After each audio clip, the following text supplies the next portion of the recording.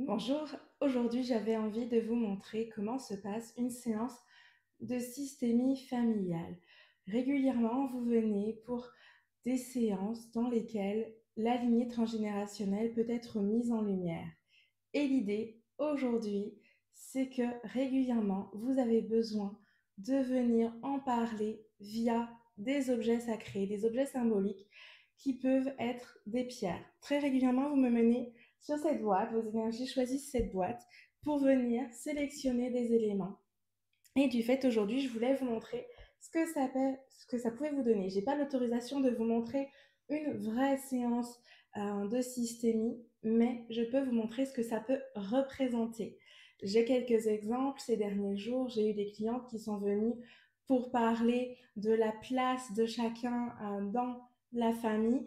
Alors, il y en avait une où il y avait des tensions familiales suite à la naissance d'un second enfant et des colères pour l'aîné, des émotions, pas forcément des grosses colères, mais des émotions intenses, parce que justement, il y avait une difficulté de retrouver sa place, de retrouver son positionnement dans l'énergie familiale, dans la systémie.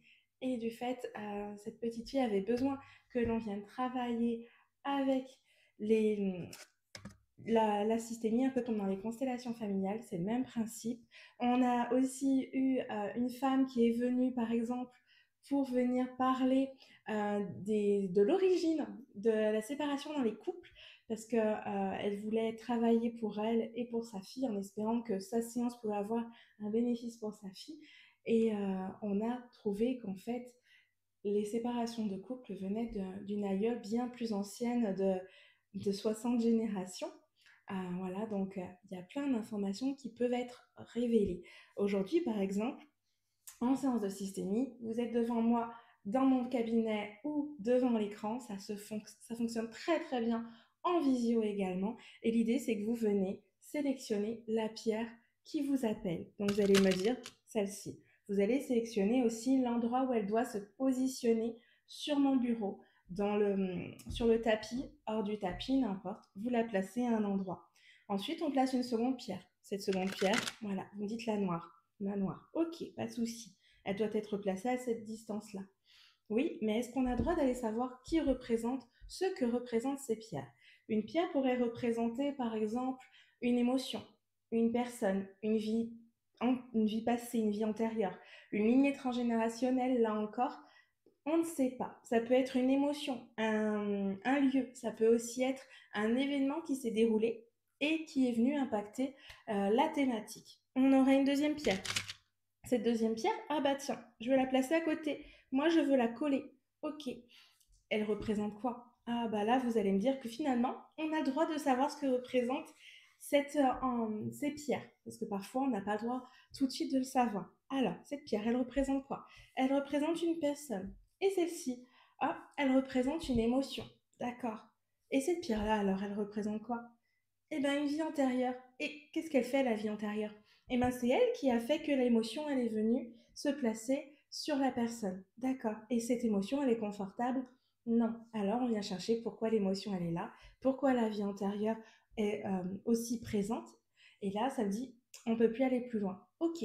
Alors, il faut qu'on pioche une nouvelle pierre. Très bien. Ma cliente va chercher une nouvelle pierre. Tiens, cette pierre-là, oh, je vais la mettre là. Très bien. Mais pourquoi? Ah, parce que dans cette vie antérieure, il y avait cette personne. Et cette personne, parce que ça représente une personne, par exemple, on ne sait pas, cette personne, en fait, c'est elle qui est en lien. C'est elle qui a transmis l'émotion, parce que l'émotion, elle n'appartient pas à ma cliente. Elle appartient à cette personne de la vie antérieure. Ok, d'accord. Et cette énergie, elle est où, cette personne? Eh bien, elle est aussi cristallisée. On a son énergie vibratoire à cette personne. Alors, ça pourrait être une mère, un enfant, un, un parent, un grand-parent, un conjoint, par exemple. Voilà, on ne sait pas.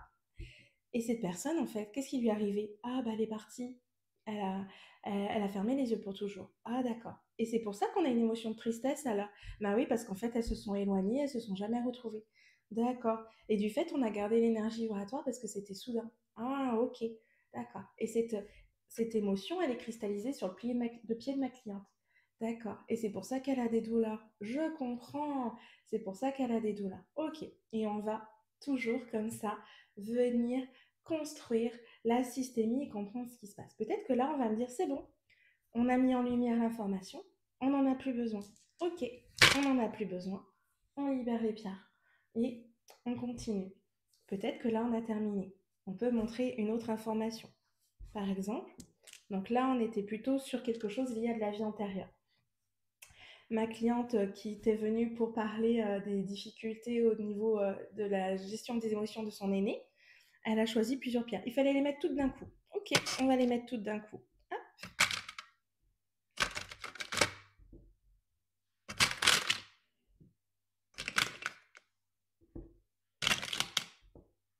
Allez, ma cliente les a disposées plus ou moins comme ça. Je vous montre vraiment quelque chose d'aléatoire. On commence à comprendre ce qui peut se passer là dans la séance. Moi, ce qui m'intéresse, c'est de venir découvrir pourquoi il y a ces écarts entre les pierres. Et après, on va rechercher ce qu'elles représentent. Je sais que cette pierre peut représenter l'enfant aîné. Ok, très bien. Cette pierre représente une émotion. C'est la gestion des émotions. Très bien. D'accord. Et ensuite, qu'est-ce qu'on a? On a la maman. Mais la maman, elle est où? La maman, elle est là. La maman, à savoir que j'ai plusieurs pierres vertes, la maman, elle est là. Ok. La maman, elle est quand même loin de sa fille. Et en plus, il y a les émotions qui les séparent. Ok, d'accord. Ces émotions, est-ce qu'elles sont confortables? Non. Pourquoi elles sont là, les émotions? Les émotions, elles sont là parce qu'il s'est passé plein d'événements, les événements du passé, des événements du présent, qui ont fait que leurs liens énergétiques se sont éloignés, que c'est moins confortable dans leur vie. D'accord, très bien. Et là, comment ça se passe? Eh bien, ça se passe qu'en fait, elles sont bloquées. Elles sont bloquées, il y a une barrière entre elles. Parce que justement, la maman, maintenant, elle s'occupe de quelqu'un d'autre. Mais de quelqu'un d'autre, elle est où, cette personne? Ah, elle est là. Elle est là. Et cette personne, elle va où? Eh bien, cette personne, elle est collée. On, a, on va la coller. Ok, d'accord. Donc le deuxième enfant, il est toujours bien collé à maman. Ouais. Et papa, il est où? Et papa, il est là. Papa, il est là. Et pareil, il est un peu éloigné de maman. Parce que papa, il n'arrive pas à trouver sa place non plus. Papa, il est proche de son aîné. Il essaye de s'occuper de son aîné. Mais malgré tout, il voit qu'il y a toujours des barrières. Là, il y a une séparation parce qu'au final, l'aînée, elle était toujours très collée à maman aussi. Mais malheureusement, il n'a pas réussi à lui trouver sa place. Donc, qu'est-ce qu'on va faire? On va réussir déjà à lui permettre de retrouver sa place avec sa fille, avec son aîné. Super. Aujourd'hui, est-ce que les barrières, elles ont besoin encore d'être là? Non. L'événement de la vie antérieure, est-ce qu'il a besoin d'être là? Non. Ok, on peut l'enlever. Vous aurez vu, c'est pas toujours les mêmes couleurs, hein. D'accord. Et les émotions? Elles ont besoin d'être là encore? Bah oui, elles ont encore besoin d'être là. Oui, mais pourquoi? Parce qu'il s'est passé un événement. Il s'est passé quelque chose le jour de la naissance de ma petite sœur. Qu'est-ce qui s'est passé? Eh bien, papa et maman, ils m'ont laissé. Et je ne savais pas où ils étaient. Je me suis réveillée en pleine nuit et je ne les ai pas trouvés. D'accord. Et donc, ça a généré des émotions de peur, d'insécurité, complètement, et d'impuissance de ne pas pouvoir aider papa ou maman parce qu'on ne savait pas ce qui se passait pendant la grossesse. Ok, d'accord. Donc cet événement, c'est le fait que papa et maman ils soient partis en pleine nuit pour la naissance et que c'est papy et mamie qui ont pris le relais et qu'à mon réveil, je ne savais pas où était papa, je ne savais pas où était maman et j'ai eu très peur. Ok, alors on explique. On explique comment se passent les naissances.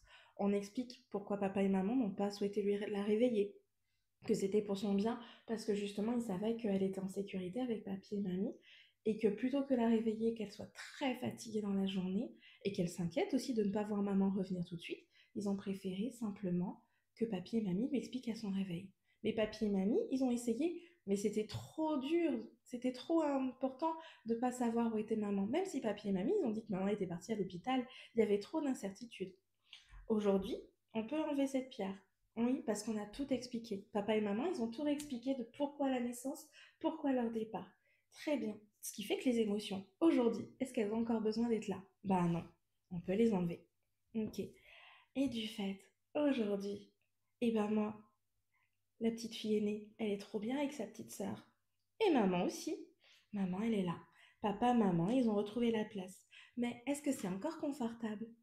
Bah, pas tellement. Parce que papa et maman, ils nous entourent, mais papa et maman, ils sont encore loin d'eux. Ok. Alors, qu'est-ce qu'on peut faire? Eh ben, on va redonner sa place à chacun. On va leur permettre de se retrouver. Voilà. Ils sont tous ensemble, ils sont unis. Ils ont la capacité d'être ensemble, entourés et de créer justement l'énergie familiale confortable avec une bonne base énergétique. Voilà. Voilà comment se passent parfois des systémies. On vient vraiment découvrir tout ce que je viens de vous dire à l'oral. C'est des possibilités. Il y en a une infinité puisque chaque séance est unique comme vous êtes tous uniques. Donc, on va vraiment chercher ce qui peut se dérouler dans ces séances. Les pierres, l'importance des couleurs est parfois dans la lecture importante, puisque parfois vous me codez les couleurs.